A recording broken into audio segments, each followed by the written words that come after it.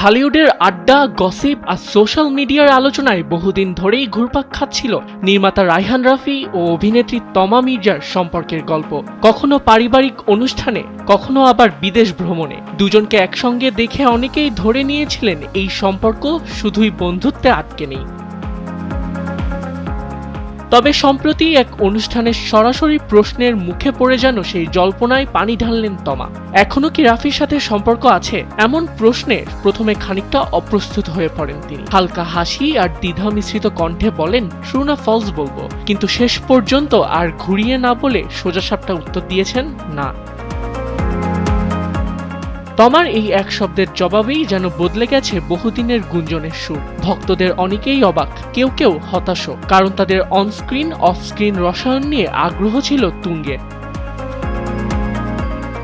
ঢালিউডের আলোচিত এই জুটির ব্যক্তিগত সমীকরণে দূরত্ব এলেও পেশাগত জায়গায় দুজনই এখন নিজ নিজ গতিতে ব্যস্ত সময় পার করছেন।